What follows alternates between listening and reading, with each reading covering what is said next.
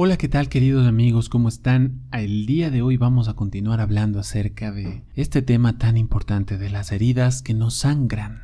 Esas heridas que son incluso más profundas que aquellas heridas físicas que nos provocan las personas que más queremos. En el capítulo anterior habíamos hablado acerca de cómo se manifiesta el abuso psicológico y ahí es donde nos habíamos quedado.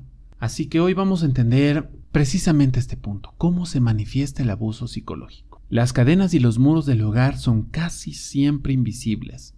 En el año de 1992, Richard M. Tolman, profesor de trabajo social de la Universidad de Michigan, estableció las principales conductas que configuran la violencia psicológica en una relación de pareja, con variantes. Son las que siguen considerando como elementos claves para reconocer cuando se está ante la presencia del abuso o del maltrato psicológico.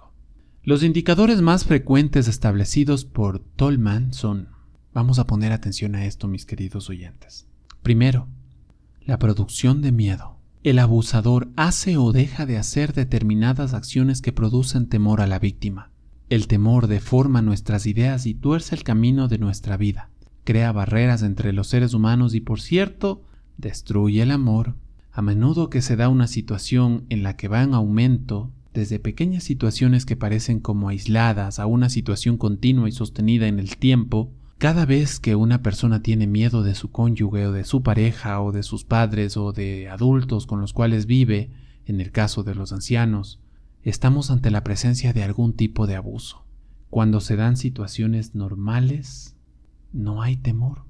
Así que en este capítulo vamos a hablar acerca del testimonio de Juan Carlos, una persona de 34 años. Al comienzo me reí. Pensé que sus ataques de celos eran una forma de expresarme cariño. Sin embargo, el día que la vi con los ojos vidriosos llenos de odio, la sentí capaz de hacerme cualquier cosa. Desde ese día comencé a temerle y a tener miedo de que en algún momento de celos hiciera algo en contra de nuestra hija.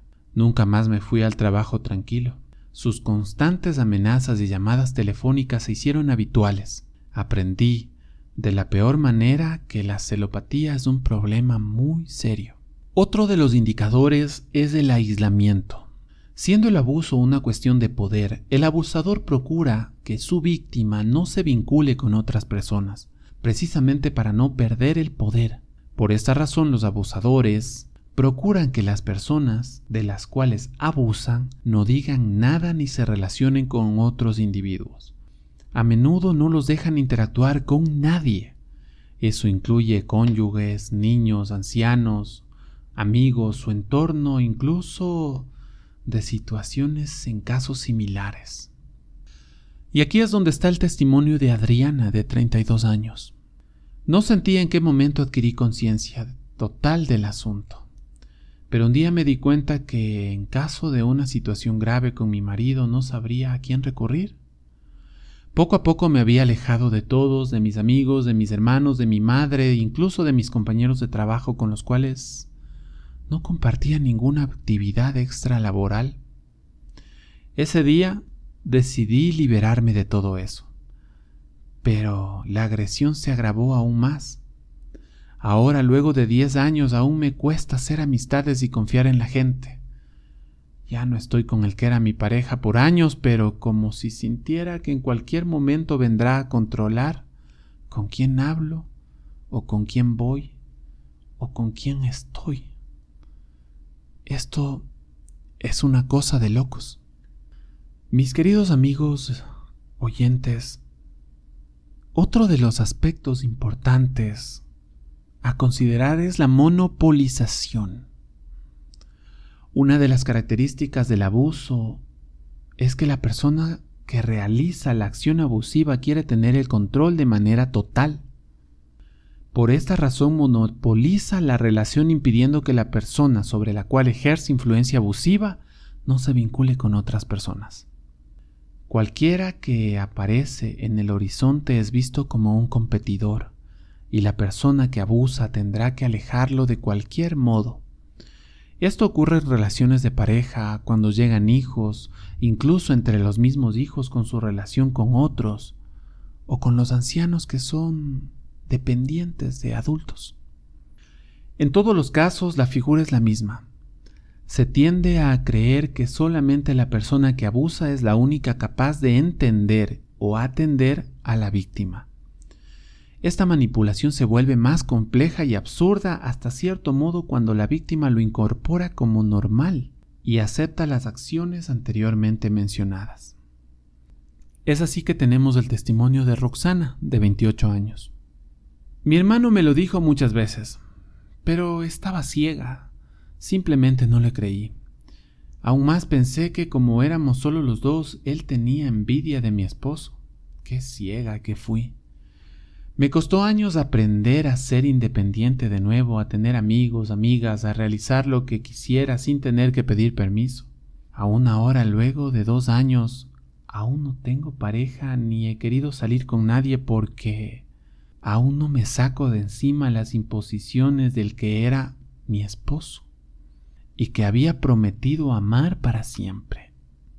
Esta situación se convierte más grave cuando los indicadores siguen siendo poco visibles para las personas. Otro de los indicadores es el abuso económico. Se configura como abuso económico cuando el dinero es utilizado para controlar. También si la persona que provee el dinero lo usa para chantajear, para que se haga con él o con ella lo que ellos quieren, y lo utiliza para humillar o maltratar. Es sorprendente ver las relaciones de pareja donde ambos reciben sus propios ingresos, pero el abusador procura tener el control total de lo que reciben los dos. En otros casos se intenta controlar la forma en que se gasta, utilizando epítetos descalificadores o promoviendo un clima hostil cuando se gasta como él o ella quieran. Cuando el manejo de la economía del hogar está a cargo exclusivamente del varón, la mujer solamente maneja las compras cotidianas, pero si quiere comprar algo para sí, tiene que pedir permiso a su compañero. Así el varón logra el poder y control absoluto sobre su pareja. Más parejas de las que tenemos datos estadísticos viven este tipo de relación patológica. Y así es como tenemos el testimonio de Juliana, de 35 años, donde decía que todos los que la conocimos en la universidad nos admirábamos de su forma de vestir. Era una modelo que destacaba por su buen gusto. Sin embargo, al verla hoy no podemos creer que alguna vez la admirábamos. Viste mal, con ropa de mal gusto. Nos costó entender ahora que ni siquiera compra su ropa, sino que su marido la elige y le dice qué es lo que tiene que vestir, incluso las combinaciones que se tiene que poner. Ella no compra nada. De hecho, ha perdido la capacidad de hacerlo porque perdió el buen gusto y la posibilidad de elegir su propia ropa. Otro de los indicadores que se ponen en este punto es la degradación. Tal vez es una de las formas en que las personas tienden a calificar la conducta abusiva. Muchas veces por empatía las personas están cerca de alguien que es abusado y se dan cuenta de que algo no está bien cuando observan la manera degradante en que alguien es tratado. Nadie merece que lo maltraten o que lo humillen o que lo degraden por alguna de sus habilidades o por alguna de sus inhabilidades. Tampoco por sus características físicas o sus capacidades personales. Cada vez que esto se produce, entonces la figura es de abuso emocional.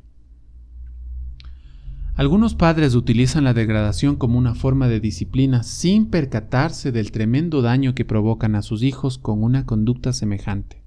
El mismo proceso se da con los ancianos que son ridiculizados porque van perdiendo habilidades naturales, incluso capacidades físicas, como el control del esfínter, lo que sin duda alguna provoca un inmenso daño emocional. Y es aquí donde tenemos el testimonio de Roberto, de 72 años. En los últimos meses solo quiero morirme. No me gusta nada en lo que me he convertido. Tengo que usar pañales de adulto. Procuro no ser molestia para nadie, vivo con mi hijo, pero mi nuera no para de insultarme o de humillarme precisamente porque no me controlo. No le he dicho nada a mi hijo porque no quiero que pelee con su esposa por mi causa, ni que me vea como una obligación de irme. simplemente porque ella ya no me quiere más aquí. Pero la muerte la veo ahora como un momento de paz ante todo este suplicio. Otro de los indicadores son las expectativas rígidas de roles sexuales. Frases como el hombre lleva los pantalones, la mujer callada y obediente, es preciso tener el control sobre la mujer y la casa, Macabeo, etc. Son expresión de un problema de la vieja data que es la manifestación de las expectativas rígidas respecto al rol del varón y de la mujer. Los roles son conceptos culturales que varían de un lugar al otro. No existen roles rígidos. De otro modo, ¿cómo entender las diferencias entre una cultura y otra? Es un sesgo creer que los varones y las mujeres deben, entre comillas, comportarse de una u de otra forma, cuando las diferentes culturas demuestran que hay muchas formas de ser de un varón o de una mujer. Nadie puede capitalizar culturalmente el rol masculino o el rol femenino. Lamentablemente, en este sentido, constructos sociales e incluso valores religiosos tienden a perpetuar las formas de interacción que no son lógicas y que al contrario son nocivas y crean en el ámbito ideológico la posibilidad de abuso. Esto se ve facilitado además cuando existen estereotipos sexistas que tienden a generalizar conductas de mujer y de varón, como si los seres humanos fueran estandarizados y estuvieran bajo un patrón común. Lamentablemente, esta forma de observar la relación del varón y la mujer con rigidez y desconocimiento de las diferencias individuales es lo que más afronta a esta sociedad. Y es así que tenemos el testimonio de Sonia, de 28 años. Yo sabía que él era así, pero ingenuamente pensé que con mi amor lograría cambiarlo. Pero ya van 5 años y el asunto cada vez es más difícil. Él tiene metido en la cabeza de que la mujer tiene que estar en su casa con los hijos y atender al marido y no hacer nada más. No me ha dejado trabajar. Hizo que abandonara mi empleo cuando nació mi primer hijo en el 2º año de matrimonio. Me hizo creer que sería momentáneo, pero al pasar los meses me di cuenta que ya no volvería a salir de la casa. Él toma las decisiones más importantes y no permite que le contradiga. Su posición es que él es el varón y las mujeres están para obedecer y satisfacer sexualmente a sus maridos. Todo lo demás es tarea masculina. Otro de los indicadores es la desestabilización psicológica. Se produce desestabilización psicológica cuando se le quita al individuo la seguridad emocional que toda relación necesita.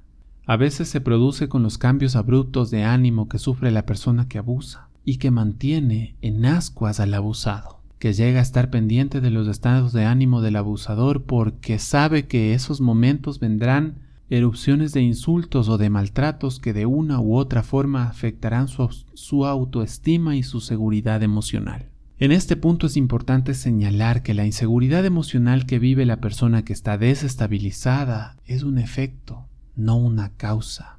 A veces se tiende a justificar al abusador aduciendo que la inseguridad es del otro, sin darse cuenta que dicha inseguridad es el producto de una relación inestable, no es al revés. De esta manera tenemos el testimonio de Rubén, a sus 45 años. Fue mi esposa la que me abrió los ojos. Nunca hablaba de mi padre y a ella le parecía extraño. El día que hablé de él fue para decirle lo bien que estábamos en casa cuando él salía de viaje y se iba por semanas. Y en casa se escuchaban risas, se hacían bromas, nos juntábamos a jugar, conversábamos todos tranquilos y cuando él llegaba nunca sabíamos qué esperar. De pronto él llegaba contento y todo iba bien, pero de pronto tenía cambios tan abruptos que nos desconcertaba. Así que con él nunca se sabía. En muchas ocasiones quise que no volviera. Al menos cuando no estaba en casa todos nos sentíamos más felices. Otro de los indicadores es la negación emocional. Se da en dos formas. Por una parte, desde el abusador que dosifica su cariño o bondad, conforme provoca un afecto perjudicial en la persona maltratada, haciendo que ésta se mantenga en ascuas sin saber cómo reaccionar frente a la apatía en momentos o expresiones de cariño, provocando un afecto parecido al condicionamiento clásico. Por otro lado, se da la negación en el abusador que niega su conducta y que niega que ésta sea abusiva y muchas veces en los abusados, que no se dan cuenta que viven una relación tóxica. Romper los ciclos de negación emocional siempre es un gran desafío, porque al ser un mecanismo de defensa, hace que muchas personas se escondan tras este sentimiento ante la alternativa dolorosa de reconocer que están siendo violentadas. Es así que tenemos el testimonio de Rocío, de 25 años. Y ella dice: la única vez que mi madre me abrazó fue cuando estaba en el hospital a punto de morir. Eso dicen, porque yo estaba inconsciente y no sentí nada. Incluso cuando mi tía me dijo que ella estaba ahí y me había besado en la frente, me resultó tan doloroso saberlo que cuando me lo contaron me puse a llorar. Pero no era de tristeza, sino más bien era de rabia. ¿Por qué tuvo que esperar hasta ese momento? ¿Por qué siempre negó su cariño? Ella siempre actuó como si yo fuera un estorbo y lo peor que le podía haber pasado en su vida, y así me siento casi todos los días, un estorbo. Por su parte, Sackert y T.G. Saundert agregan algunas otras formas de violencia psicológica, de las que dan luces sobre el tema, como por ejemplo la ridiculización de rasgos. No importa si es cierto o no, la ridicularización pretende provocar daño y como tal se es utilizada como un medio de maltrato psicológico. Cuando la persona que utiliza esta argucia y lo usa como un medio de extorsión, chantaje o simplemente para causar dolor emocional, está siendo víctima de esta ridiculización de rasgos. La burla es un arma muy efectiva en manos de los abusadores que se valen del chiste o de la broma para rebajar o menospreciar a sus víctimas. No produce daño de un día para el otro, pero tiene un mérito de ser tan efectiva que va horadando la conciencia de la víctima y su autoestima de una forma muy lenta y sostenida. Es en muchos sentidos una violencia que se produce por acumulación en el tiempo. Es así que tenemos el testimonio de Eduardo, de 44 años. Sé que era una broma, que todos se reían en casa, pero siempre que me acuerdo me da tristeza. Era el más moreno de mis hermanos y mi padre solía decir: tú no eres mi hijo, a ti te trajeron de África. Y todos se reían y me decían el negro, porque soy moreno. No me molestaba saberlo, pero esas palabras dichas tantas veces de manera burlesca aún me afectan. Otras de las consideraciones que hay que tomar en cuenta es la crítica al comportamiento. La crítica tiene un efecto corrosivo sobre la autoestima y la valoración de la persona, de sí a sí misma. Hay una gran diferencia cuando alguien de vez en cuando hace una observación sobre algo que no le ha parecido sobre la conducta de una persona. Pero esa crítica destructiva que pretende erosionar el concepto que una persona tiene de sí mismo, esa es la dañina. Mientras más sea el ambiente de crítica y su duración en el tiempo, más es el daño que provoca la persona. Sus efectos pueden perdurar de manera que resulta doloroso con solo pensarlo. Y es así como tenemos el testimonio de Cassandra, de 34 años. No recuerdo si una vez mi padre me elogió. Cada vez que hacíamos algo, él solo criticaba de una manera tan destructiva que solo pensarlo hoy, después de tantos años, aún siento un cosquilleo nervioso como cuando él comenzaba a hablarnos. Mi hermano y yo éramos muy buenos alumnos. De hecho, mi hermano tuvo la máxima calificación cuando terminó la secundaria. Sin embargo, ese día después de la ceremonia de regreso a la casa, lo único que mi padre hizo fue criticarlo duramente por una observación pueril que había hecho de una profesora. Nunca hubo ni un solo reconocimiento a nuestros esfuerzos. Creo que la crítica marcó a fuego hasta el día de hoy. Incluso me cuesta entender si alguien tiene buenas intenciones cuando me hace alguna observación. Así que, mi estimado oyente, hay que poner atención a eso también. Otra de las condiciones que hay que tomar en cuenta es ignorar y la indiferencia. Por énfasis, muchas personas suponen que el no hablar o el no darle importancia a un hecho de alguien no es violencia, sin darse cuenta que la violencia tiene muchas caras. La indiferencia y el ignorar sistemáticamente a otra persona es una forma de maltrato emocional con efectos muy dañinos. El sentirse ignorado produce la sensación de frustración por no poder arreglar de manera civilizada las diferencias. Algunos son expertos en castigar y maltratar con el silencio. Es que, a la postre, es una manera muy dañina de interacción. Es así que tenemos el testimonio de Juan de 36 años. Solo cuando me divorcié entendí el abuso que había vivido.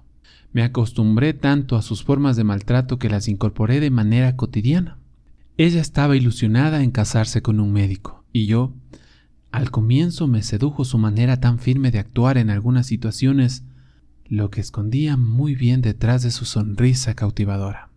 Ya en el noviazgo tuvimos algunos episodios, pero no le di importancia hasta que comencé a notar un patrón de conducta que evidentemente en el matrimonio se agudizó mucho más.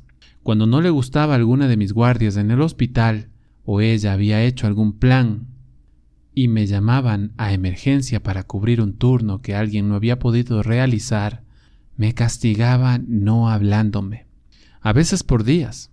Al comienzo me reía, intentaba ser simpático, le ponía caras, le llevaba regalos, pero no reaccionaba.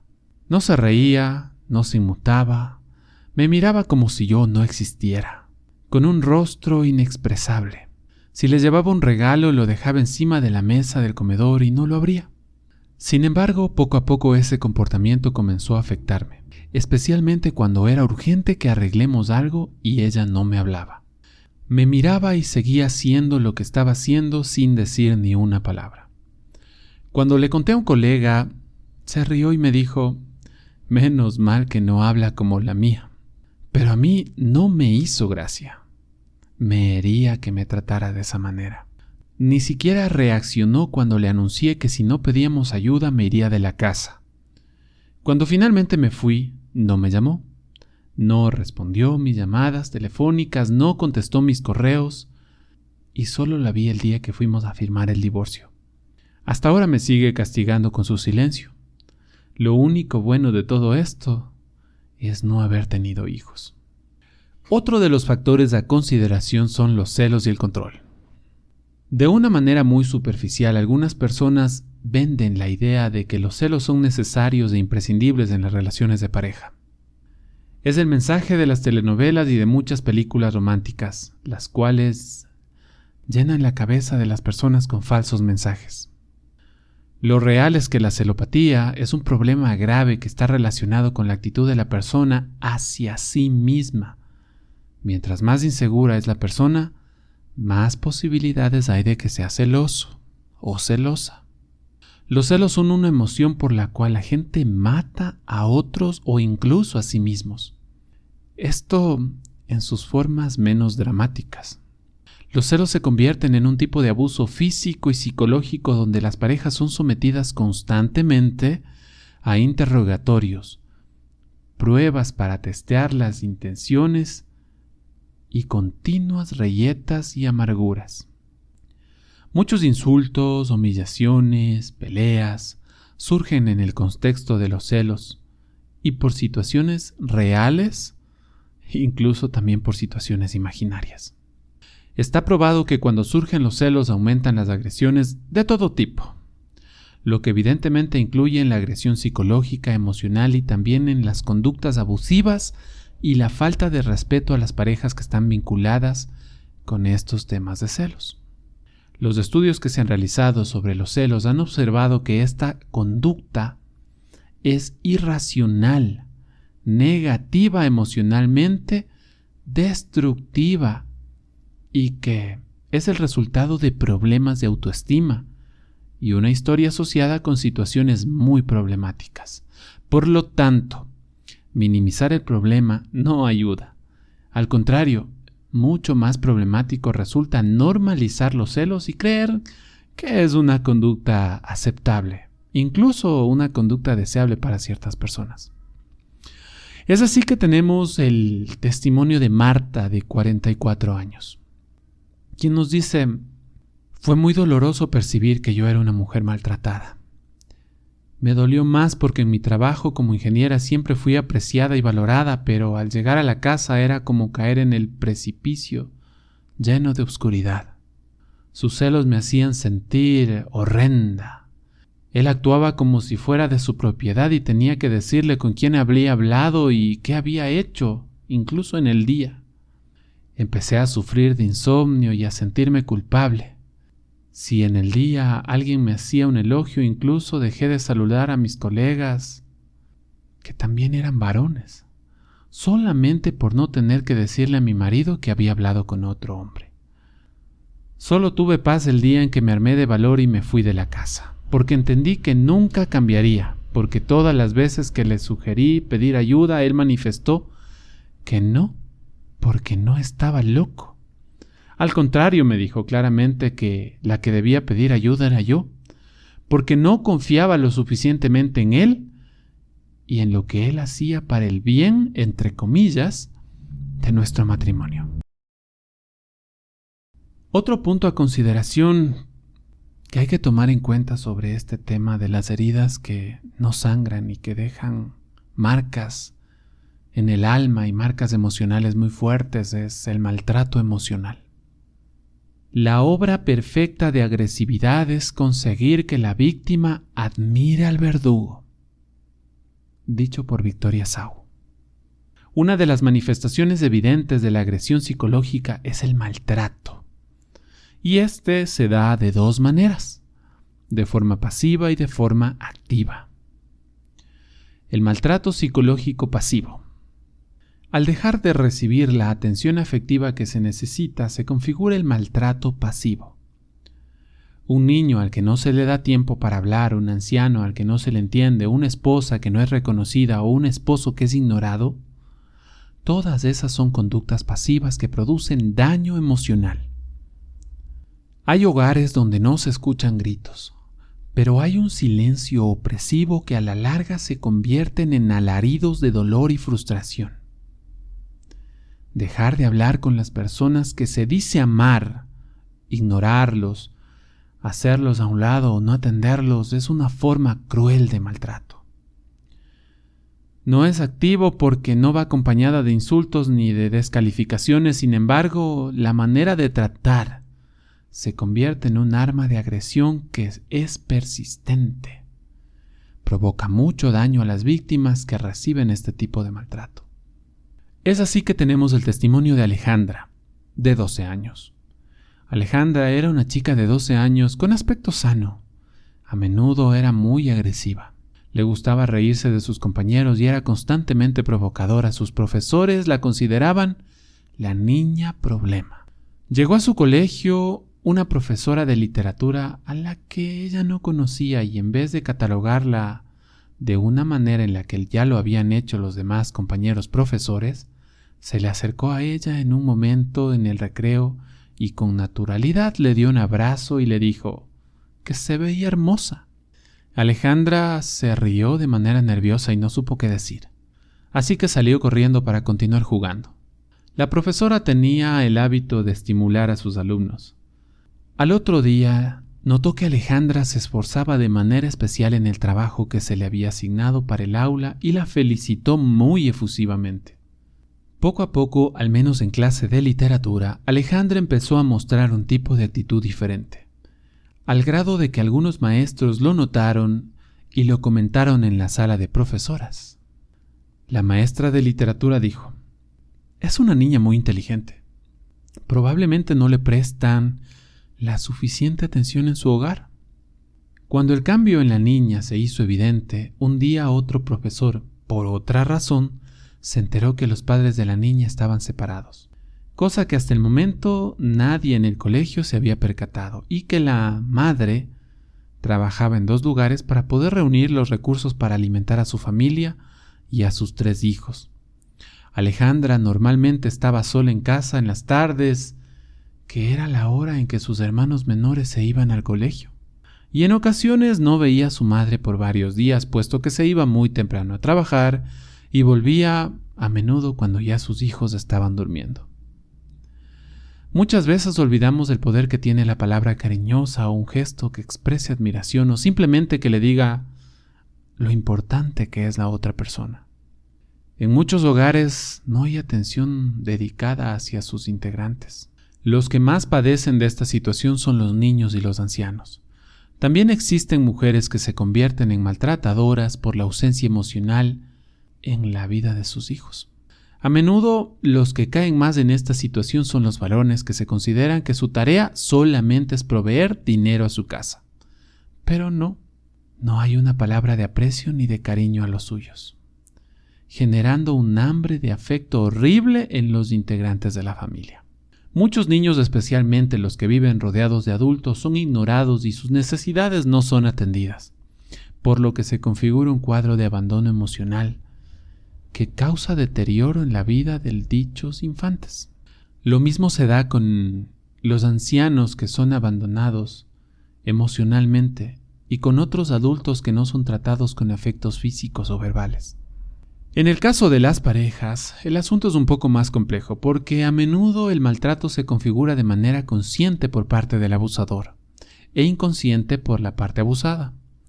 Puede tomar diferentes formas, todas igualmente dañinas.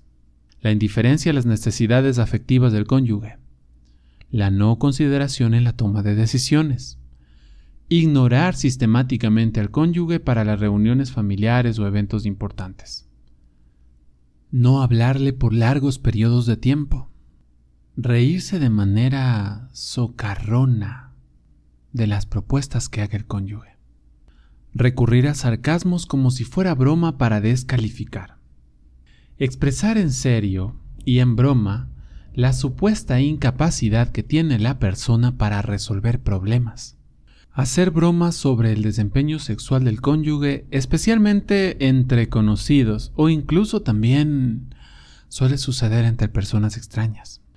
Todas estas actitudes repetidas terminan por romper el equilibrio emocional de cualquiera, haciendo que la persona maltratada vaya minando sus fuerzas emocionales de una manera muy sostenida. En este punto se advierte un problema que la gente al ver desde afuera no es capaz de ponderar. A menudo las víctimas se ven irritadas, con temor, llenas de dudas, conflictuadas, vulnerables o con estallidos emocionales que a veces son inexplicables. La lectura que suele hacerse desde afuera es que es una persona problemática. No obstante, no se percatan que dichas conductas son simplemente reacciones al maltrato que están sufriendo y que los demás evidentemente no lo ven. Esto contrasta a menudo con la actitud de los maltratadores que, para fuera de la relación con extraños y aún con familiares, suelen mostrarse muy amigables, llenos de bondad, muy cariñosos y muy conciliadores. Eso lleva a muchos a pensar que el problema, entre comillas, es la víctima y no el victimario. Por eso es que no se debe diagnosticar o dar una opinión a menos de que no se tenga todos los elementos de juicio para elaborar una opinión responsable. Ahora hablemos del maltrato activo. En este caso se trata de la agresión abierta. El insulto, la degradación, la ofensa, la humillación persistente es este tipo de actitud el que comúnmente se la denomina como agresión psicológica. Sin embargo, ya sea pasivo o sea activo, el daño va a ser completamente igual. La persona agredida se sentirá desvalorizada, maltratada, humillada, con la sensación que es destrozada y que su integridad emocional no vale. En la mayoría de casos donde hay agresión activa se comienza con actos muy sutiles de desvalorización. A menudo el maltrato pasivo es la antesala de la violencia activa. Por esta razón, el maltrato psíquico se define como toda acción u omisión física o verbal realizada por el agente de forma reiterada en el hogar o en el círculo familiar más estricto con la intención de llevar a cabo un daño físico o moral a la víctima y dirigido a establecer con ella una relación estable de subordinación. Las claves del maltrato físico son: se realiza de forma reiterada, dentro de un círculo familiar, con intención explícita de causar daño, dirigido a establecer una relación de subordinación. No hay que confundirse, la agresión psíquica nunca es casual y tampoco es temporal. Es intencionada y perdura con el tiempo. De esta manera tenemos el testimonio de Soledad, de 21 años. Soledad es una mujer muy joven, pero no representa la edad que tiene. Se la ve con mirada triste, a menudo como ausente. Está casada hace 2 años y ha dejado de ser la mujer alegre y chispeante que era en algún momento. La primera vez que hablamos no entendí exactamente lo que pensaba. Pensaba que tenía depresión, así que, indignado en el cuadro que presentaba, la envié a hacerse un examen clínico para descartar algún problema físico, para que entendiera que su problema era incluso un poco más serio. En la próxima oportunidad que hablamos me dijo que ella se sentía que no valía nada. Extrañado le pregunté de dónde había sacado tal idea. Luego pasó a referirme con cierta resignación y tristeza a la forma en que su esposo la trataba. Él es una persona buena, el problema soy yo, me dijo con cierta conformidad. Al hacerle ver que había una contradicción entre la manera que su esposo la trataba y lo que ella sentía hacia él, no logró entenderme. Luego le hice ver las descalificaciones que su esposo la hacía hacia ella. Bromeaba de su supuesta torpeza para realizar determinadas acciones. No la consideraba como para tomar decisiones. Compraba y gastaba dinero sin consultarle en nada. La desautorizaba delante de sus hijos. No la apoyaba. No apoyaba las decisiones que ella tomaba respecto a la educación de sus hijos y solía hacer burlas de su supuesta incompetencia sexual, y a menudo la criticaba por lo más trivial que se le podría ocurrir. ¿Qué es todo eso?, le pregunté, intentando que sopesara lo que estaba ocurriendo. Como nunca, recibí un silencio pesado que fue interrumpido por un leve sollozo cuando empezó a llorar. Ese día entendió que venía ocultándose a sí misma desde hace mucho tiempo. A veces la negación se instala como una relación violenta, como una forma de huir del dolor que aquella situación provoca. Es muy doloroso cuando se llega a percibir claramente que es una persona víctima de abuso psicológico. Muchas personas son maltratadas sistemáticamente en este concepto y hay individuos, varones y mujeres, que no escatiman recursos para hacer sentir mal a su cónyuge, al hijo o a cualquier persona que se convierte en blanco de sus ataques.